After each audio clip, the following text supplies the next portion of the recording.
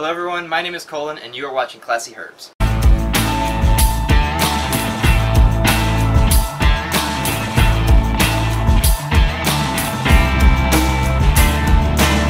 So this is one of my favorite times of the year right now, going through all my ball pythons, because we're just getting into the breeding season, and I'm going through and I'm selecting which males I want to put with which females. And it's really fun for me because there's some projects that I look forward to every year, making the same ones. There's some projects that are like multi-generation projects that I already have it planned out what male I'm going to put with which female, and it's kind of a no-brainer situation.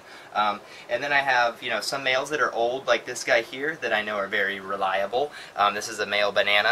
And I also have some younger males that's maybe their first year breeding. I'm not sure if they're going to do well or not, so I kind of have to have a backup plan. So there's a lot of planning that goes into breeding ball pythons, especially when you have a collection of this size. The quantity here kind of makes things difficult to work with, but as long as you stay on top of it, it's just the same thing as breeding two ball pythons, but on a much bigger scale. So basically what I'm going through right now and doing is deciding, like I said, which males are going to go with which females. And I like to try to think of the most unique combinations that I can make every year, and also paired with that, what sells the best. So one thing that I have noticed as a breeder of ball pythons is the banana gene sells. People will always buy bananas. It's just something about them when they come out, they're bright yellow or bright orange, and it's just an amazing animal. So to try to make more snakes that are that color, that people just impulsively are like, wow, that's beautiful, that's kind of what I'm working towards. So I'm taking my male banana stud here, and I'm going to put him with one of my female GHI females here. So this is a GHI.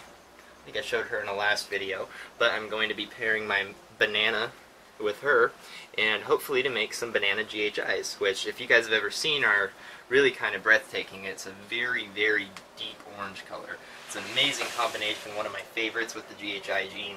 Absolutely love that.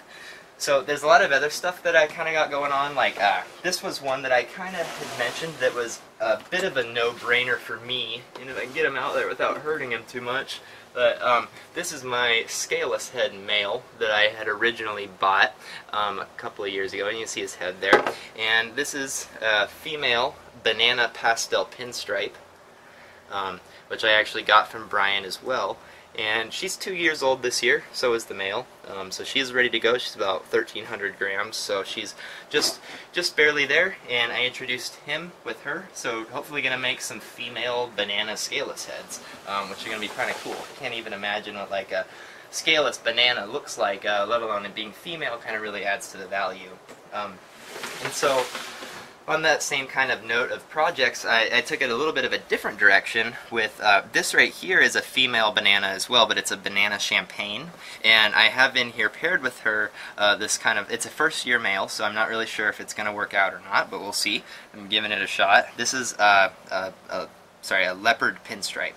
So hopefully I think that leopard and the pinstripe being very strong pattern genes, as you can see what it's really doing to him over here, and the champagne being a pattern reducing gene, hopefully there's some kind of really cool weird interaction. And that's the kind of stuff that I go for. I'm just like, what could I put with each other that would make like the weirdest combination? Like I really go for contradictory stuff. So things like that right there are going to be very cool babies, because if I could happen to hit that 4-gene snake, I don't even know what it's going to look like. And every year I try to produce at least one baby that I'm just like really, really impressed myself with. And so I feel like that could be one of those projects. So kind of moving over here towards our other end of their ball python breeding area. Over here in this kind of single stack area of our ball pythons are some of the more special projects that I'm really working with. And this one right here is something that I find very, very fascinating. I've shown him before, I believe, but this is a ghost GHI, and it's really interesting to me just because those two genes are working completely contradictory to each other. The GHI is a melanin producing or an increasing melanin gene, and the ghost is reducing that. So it's one of those genes is trying to make a lot of melanin, the other one's trying to pull it out. So you get this kind of hazy, contradictory looking animal right here, and that's the male. And the female that's in here she's also a ghost, but she's a Mojave spider ghost. So there's a lot going on with her. 3 genes, one of them being recessive. And what I'm trying to kind of do here, this is a baby right here, but this is a GHI Mojave, just for the comparison. And she's in shed, unfortunately, but I believe I've shown her before, and she's very, very black. When you get the Mojave and the GHI together, you get a very, very high melanistic animal. And so that's kind of the goal that I'm trying to do with this, is to cross that GHI with the Mojave, but add the ghost in also to kind of create an almost like, I think it's going to look pretty similar to how this GHI Mojave looks in shed, but all the time. So that's going to be kind of cool. That's a project that I've been working on for a while. Another one that's kind of interesting here that I'm looking forward to, I have this male right here that this is a Mojave Pastel Phantom, and so this guy right here is going to be going through most of the females in this rack, just because he is blue-eyed leucistic, and that's pretty much what I'm trying to make with this entire stack right here.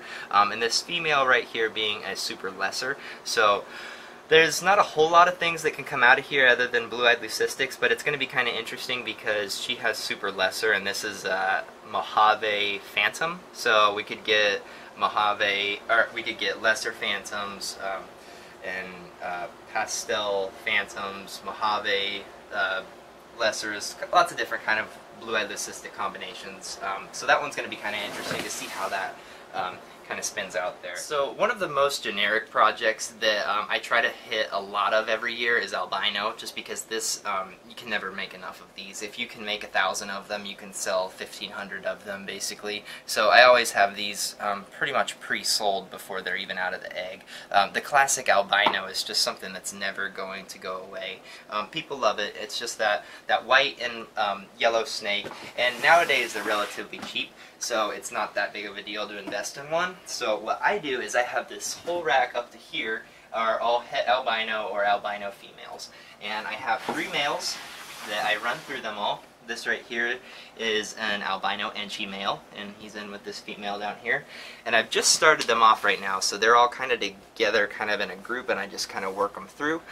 This is another het albino female, obviously. And then if we go up one tub to the next one, we have our albino pinstripe male, and he's in here with this next female. And then up another tub, we have just a plain albino male. And so all 3 of these males are, like every few days, I move them up a tub. And so all 3 of them get to work through all of these het albino females.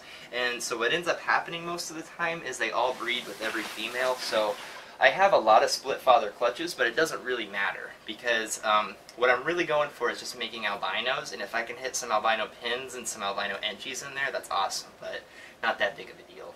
So that's a really big project that I like to really focus on every year, and try to make a lot of albinos, because those sell really well. Do you have any questions, Kurt?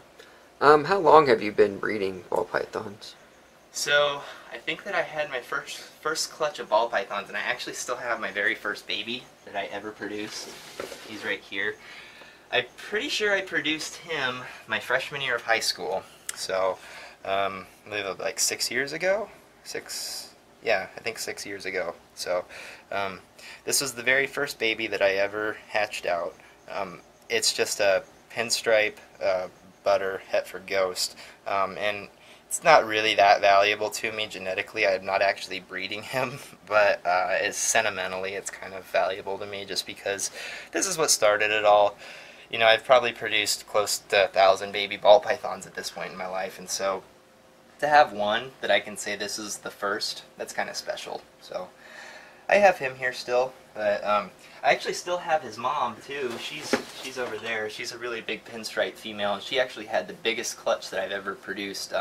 Not this last year, but the previous year. She laid 13 eggs for me, so that was the biggest clutch I've ever had. Any other questions? Nope. Alright, cool. Thanks for watching.